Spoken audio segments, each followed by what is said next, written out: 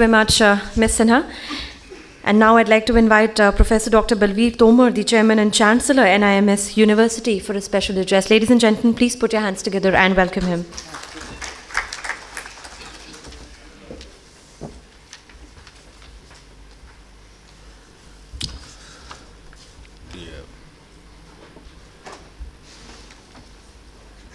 My respected Sunil Kanoria Sahab, the President, the SHM, and the esteemed gatherings present here, and my honorable people who are sitting on the dais, good morning to all of you. Everybody has spoken his role in the skill development. I'll just rebrush you because you are all dignitaries, you know what is skilling, but as a Chancellor of the NIMS University, I would like to know what is skill in very short time and how to rebrush the scaling. What's important? It's a very long topic. I'll take only 5-7 minutes, in very short. The mission of ESV is Make in India, and we have to go back to the about the Vasudhaivam Kutumbakam, just our feeling that we are our tradition.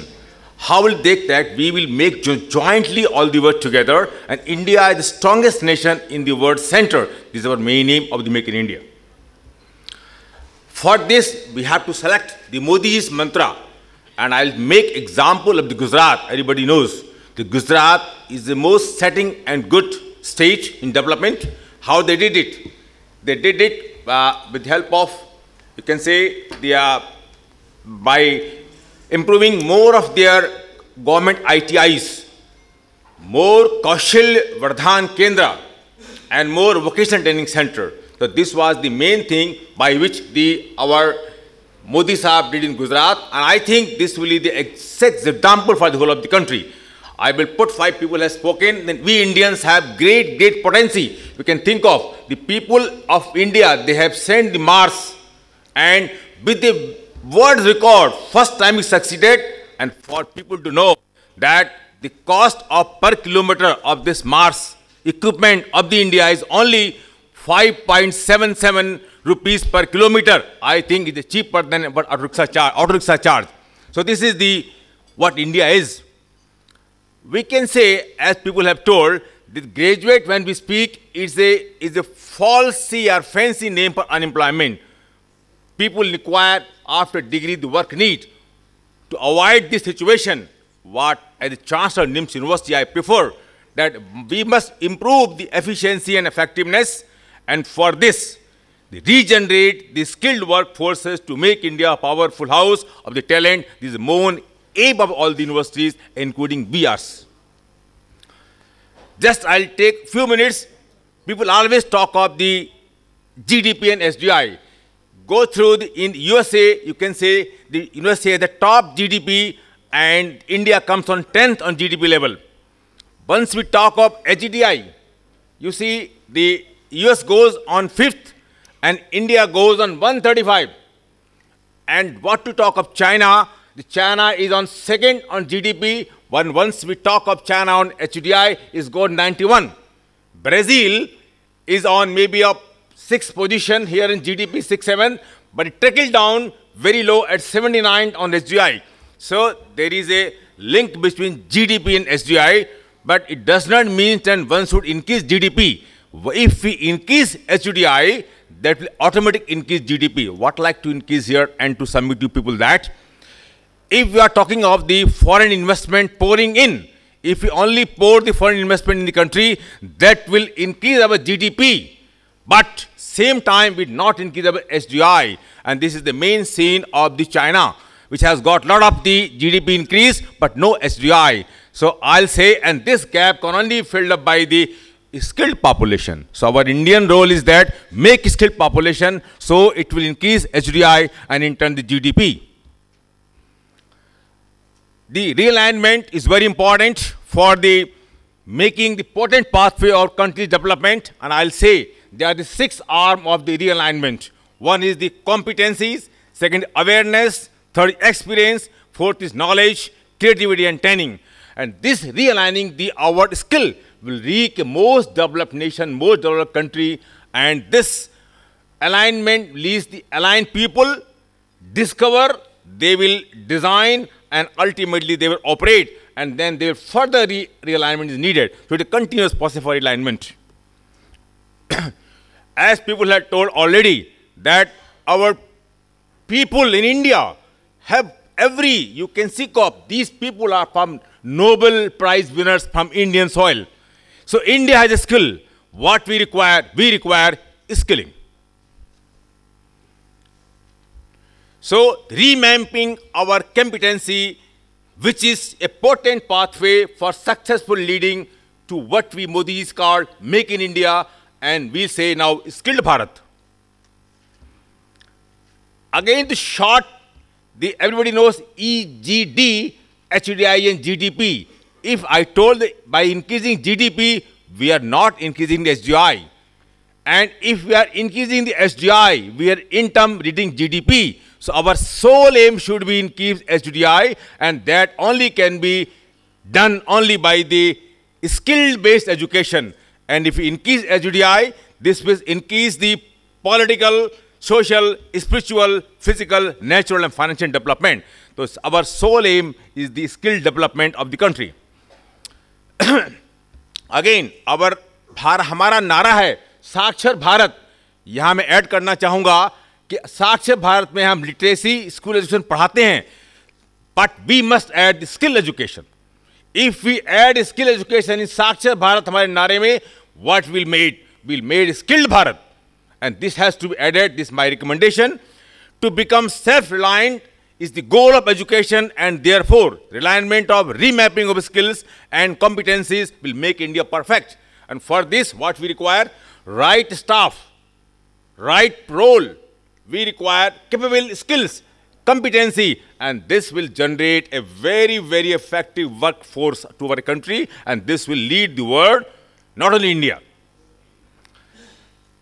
These are our unemployed youth.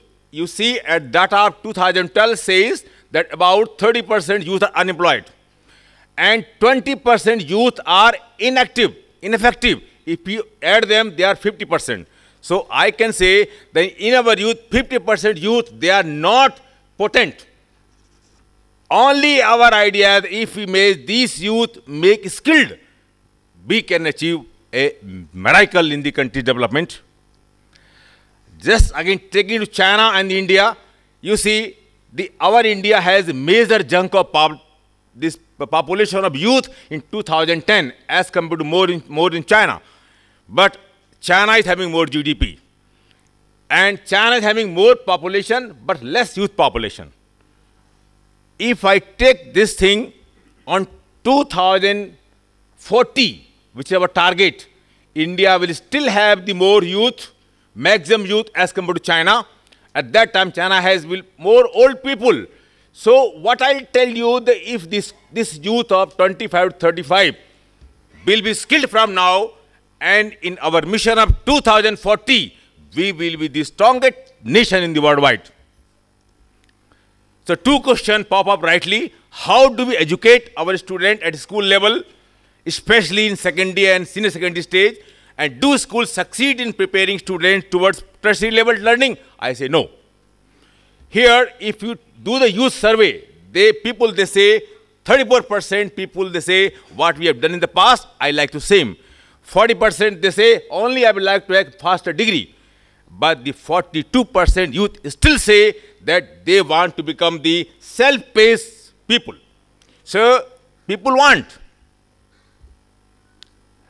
So for what we do, the secondary education must be aligned with higher education. If we achieve this target, we can improve the more skill India. Now, the remapping of the competency from grade 10 to 12th is very important priority at our national level. So the educational competency on this level from 10th to 10th will increase, and then our aim should be to produce effective communicator and collaborator student, responsible and engaged citizen, innovative thinker and creator, and globally competent, motivated, lifelong leader, and same time well-rounded person. This should be our sole motive of the education in the universities. The how skilling is to be aligned. It is more needed in the school level rather than tertiary levels.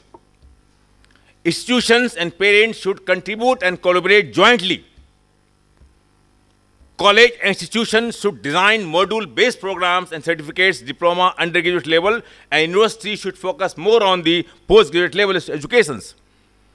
It is too pertinent that a continuous dialogue between academia and industry and policymaker, very important, and this will help us, immense help between the academia and industry and policymaker interaction, and that will make towards us the Make in India.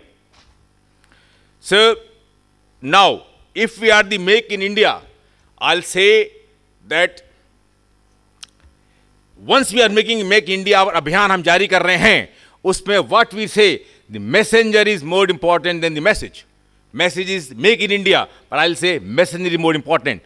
Here, I like to say what NIMS University is doing. We have started our news channel, News India, and in that channel, we are making skill in the NIMS University, and same time, we are percolating the how to make our youth skills to the general population, to the youth of the country, and especially to youth of those states which are said to be underdeveloped, are being developing, like Rajasthan, like Jharkhand, like Bihar. So we are devoting this news channel to all set of the countries, and slowly and slowly we are making the program for 4 hours program for this national news channel, that 2 hours for health, 2 for the education, and making the skill development and telling how to our youth how we can be skilled.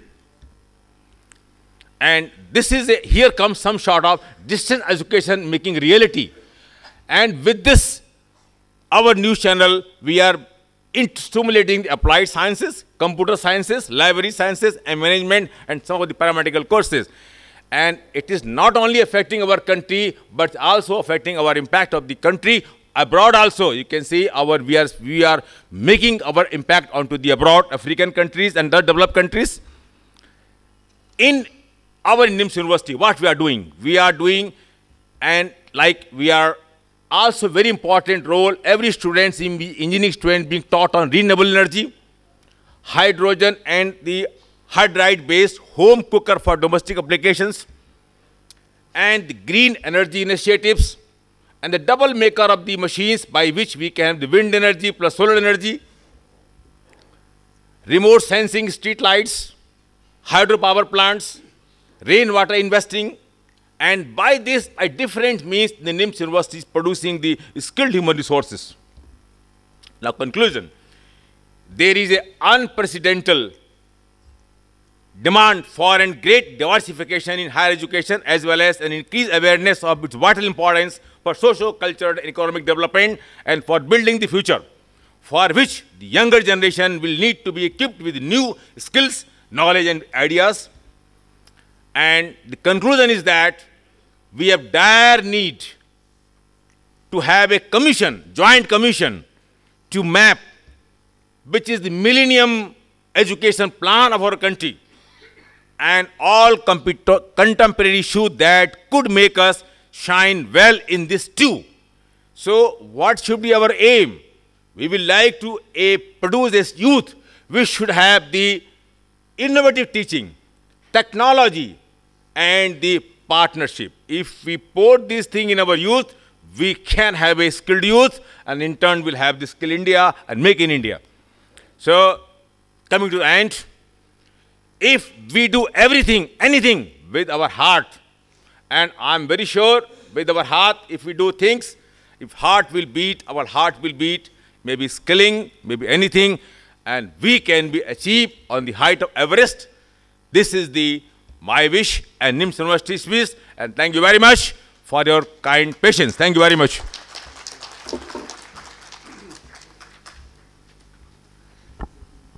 Thank you very much, Professor Tomar. It was a privilege to have you on our show. Thank you very much once again for talking to us. And now I'd like to invite our guest of honor, Shri S.C. Agarwal, the Chairman and Managing Director, SMC Global Securities Limited, and we'll request him to kindly address the gathering. Ladies and gentlemen, please put your hands together and welcome Shri Agarwal.